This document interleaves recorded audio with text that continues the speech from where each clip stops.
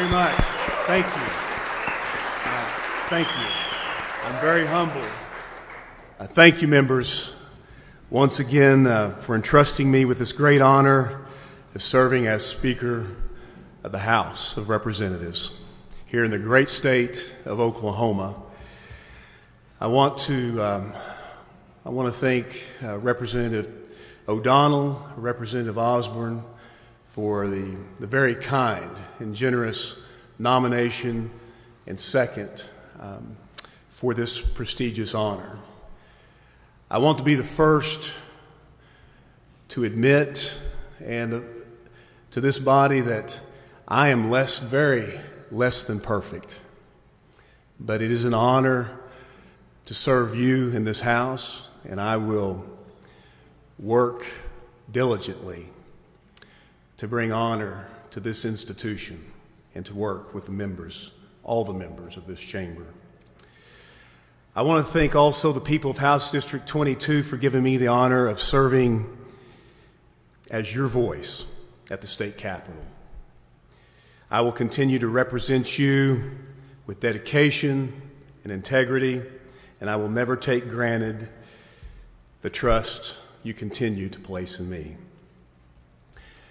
I do have one very special constituent in particular here that I would like to recognize and thank: the Speaker of the McCall House, my beloved wife of 25 years, Mrs. Stephanie Ann McCall. Thank you.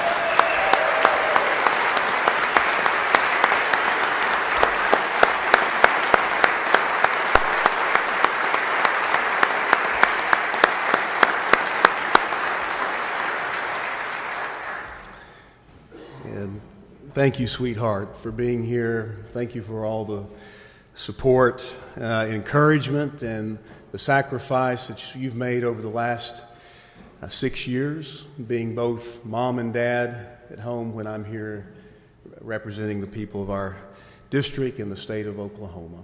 Thank you very much. I also, as you know, some of you may know and are aware of health challenges we have faced, and Stephanie and I both want to thank you for your prayers and support during that time. And I'm very blessed to announce that my wife Stephanie is now 7 months cancer-free.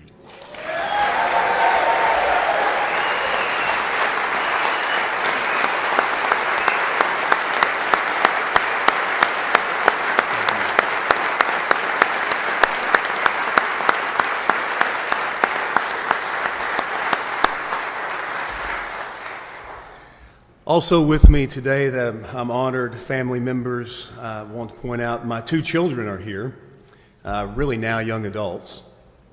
My oldest son, Charles A. McCall V, who's 19 years of age, who's now in college and just completed his first semester at the University of Oklahoma. Chase, glad to have you today.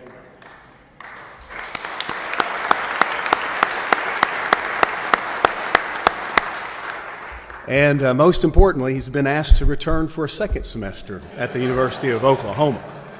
Proud of you, Chase.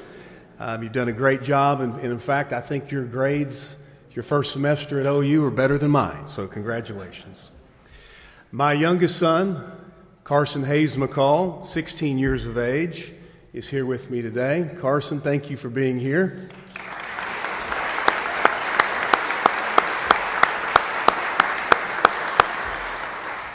Carson is equally excited that his older brother is now in college and going back for another semester next week. Hey, Carson, many of you will see Carson at the Oklahoma Youth Expo this year, this spring, as he's involved in FFA and showing livestock. And Carson, very, very proud of you, and I thank you for all the help and support you give Mom at home when I'm not there. I'd also like to recognize and acknowledge my father, Charles Andrew McCall, for being here today for the beginning of my second term as Speaker of the House. And Dad, I want to thank you for all the support and encouragement, all of the godly advice and direction that you've given me in life and certainly in public service as well. For teaching me to love others, put others before self, and to put God above all. So thank you. I love you very much.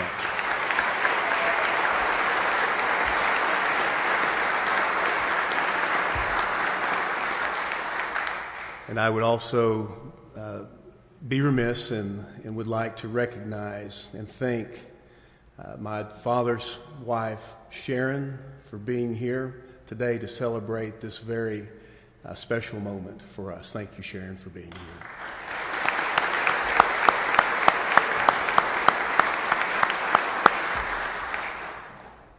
Members, I'm proud to say that our state is in much better condition today than it was the last time I stood at this dais to address this body.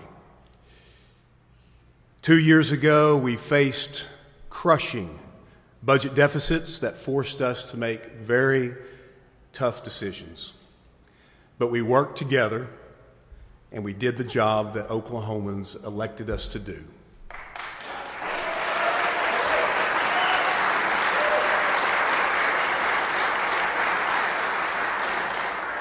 It wasn't easy, but we did it.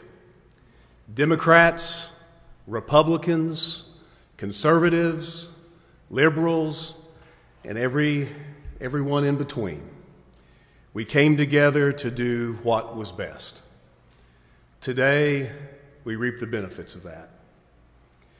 When I first stood here to accept the gavel as Speaker of the House, we faced a budget deficit of $1.3 billion. We had cut spending 4 straight years, but today we expect a surplus in excess of $500 million.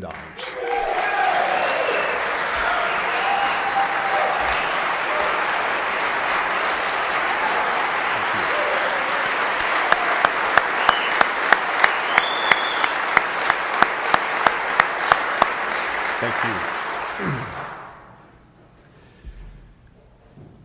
When I first addressed this body as Speaker, Oklahoma teachers had not received a pay raise in nearly a decade. Today, teachers on average earn $6,100 more.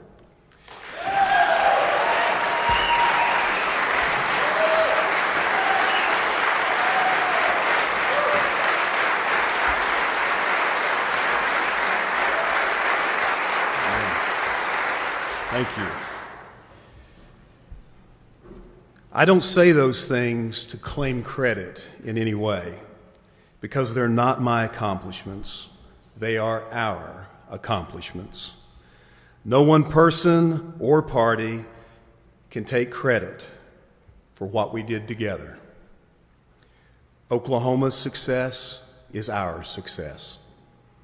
I realize that many were not in this chamber over the past few years. Consider yourself lucky. I know the view from the outside sometimes looks messy. Believe me, the view from the inside didn't look all that great either. Our crisis was big, the hours were long, the terrain was rocky, but we met the challenge, and today looks brighter than when I first accepted this gavel.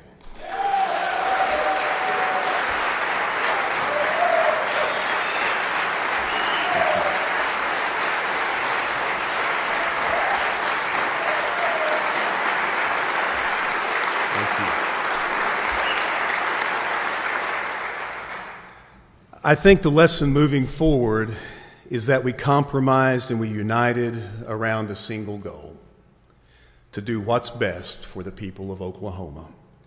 I hope that's why each of us decided to run for office, to work for the people of this state. At times, we may have different ideas. We often stand strong for principles of our diverse constituencies. Principled leadership is important, and as representatives, We must work together to find a path forward that is in the best interest of all in this state. I know that working with Leader Emily Virgin will bring about opportunities for solutions. And I look forward to her leadership as minority leader.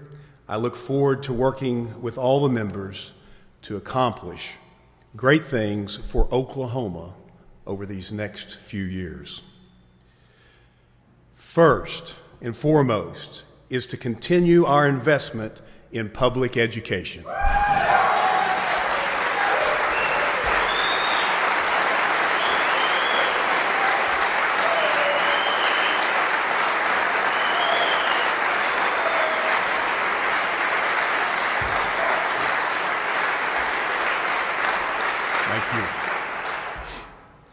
We have made great progress over the past year, increasing teacher pay and funding for our schools, but our work is not done. We must continue to invest, increase teacher pay, and make Oklahoma school children the top priority. My goal is to make Oklahoma's teachers first in the region for pay.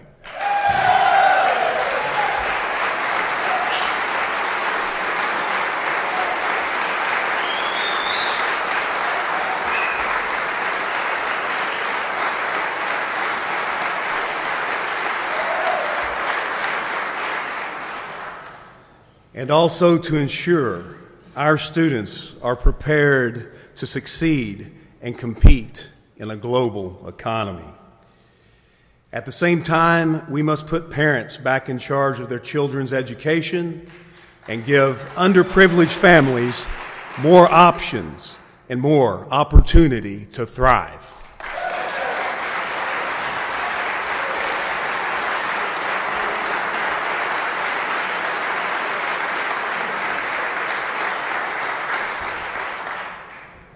My goal also is to continue improving our state's economy so that our children will have jobs and prosperity once graduating from a top-notch educational system.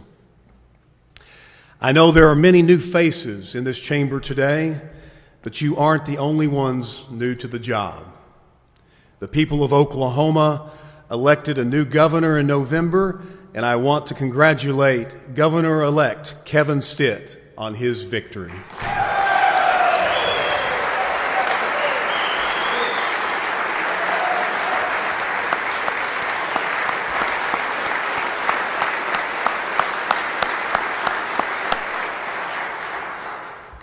Governor Stitt was a businessman and a job creator before being elected, and that experience couldn't be more important than a time like this in our history.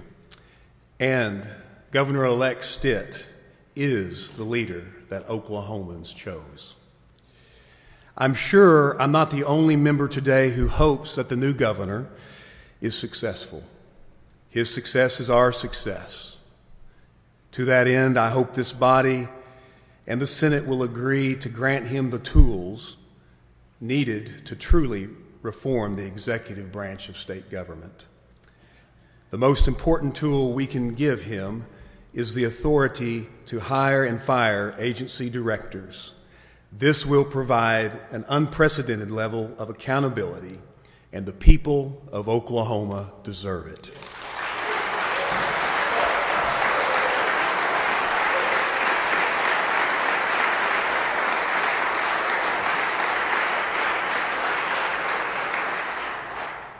Last year, the House passed a measure that would create a legislative-level office to provide enhanced legislative oversight and accountability of state agencies on how agencies spend state-appropriated tax dollars through detailed review and reporting.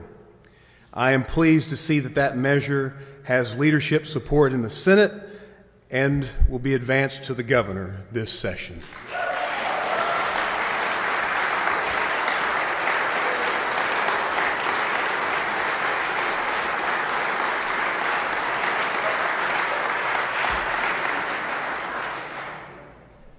Colleagues, the legislature is not a state agency.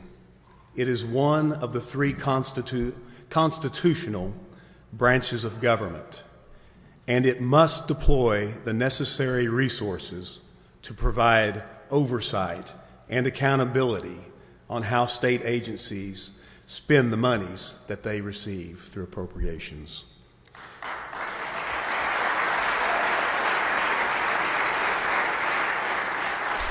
While we may not agree on every policy considered on this floor, one area I hope to have wide support is on the issue of criminal justice reform.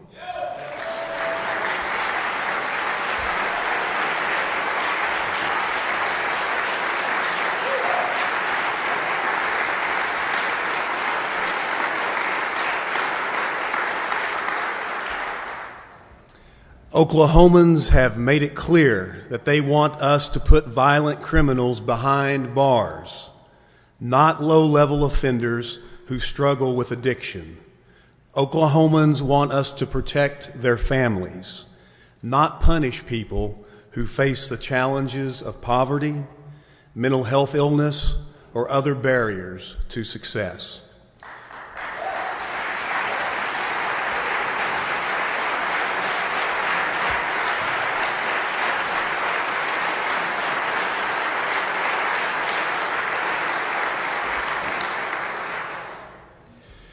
We have made significant progress pushing rehabilitation over incarceration.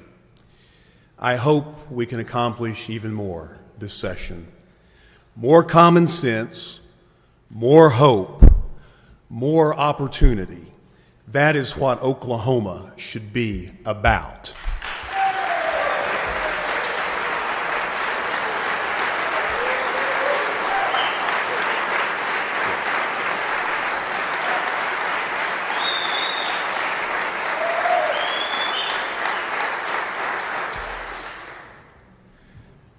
Colleagues, with regard to how we treat each other, it is our civility and our decorum towards each other that will define this institution. Even one member who chooses to disrespect another disrespects the entire institution. The Bible instructs us to choose our words wisely.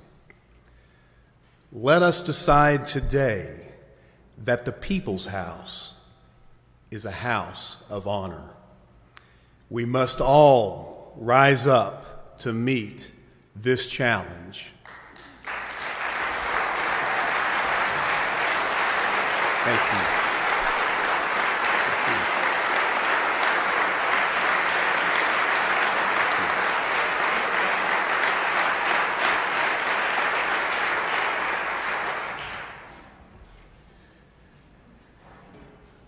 Members, I'm optimistic about Oklahoma's future, and I'm optimistic about the 57th legislature. Thank you once again for entrusting me to serve as your Speaker of the House.